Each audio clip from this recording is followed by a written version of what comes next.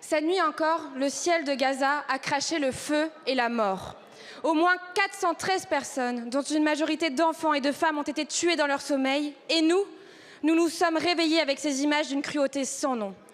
Avant les tirs, l'aide humanitaire était coupée par le gouvernement d'extrême droite de Netanyahou. Il n'y a plus d'eau, plus d'électricité. Les mots de trêve et de cessez-le-feu ont perdu tout leur sens.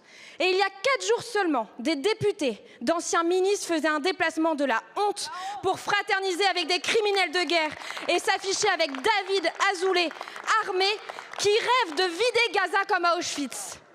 Aucun mot pour les près de 50 000 morts palestiniens, dont les noms disparaissent dans la poussière.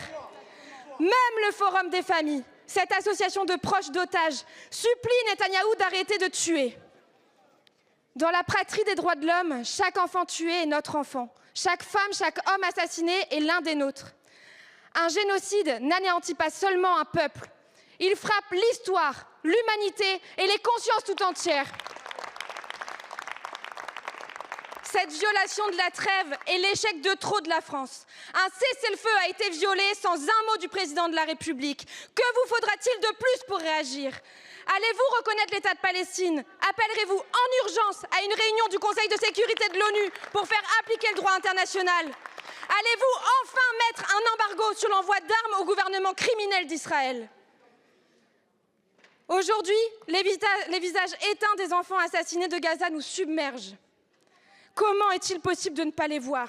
Moi, ils me hantent.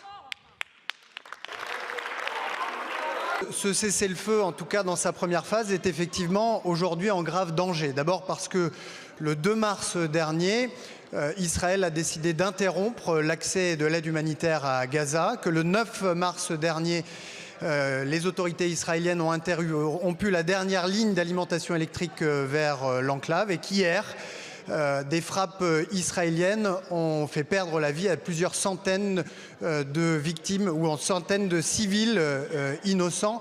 C'est donc une violation manifeste de ce cessez-le-feu que nous avons condamné avec la plus grande fermeté. Monsieur le ministre, vous êtes totalement irresponsable. Que des paroles, aucun acte. Vous ne répondez à aucune de mes questions. Vous êtes complice devant l'histoire. Mais rendez-vous compte, des enfants meurent. 413 civils hier ont perdu la vie. Ils n'ont pas juste fait un déplacement, ils ont posé avec quelqu'un qui appelle à ce que Gaza soit comme Auschwitz.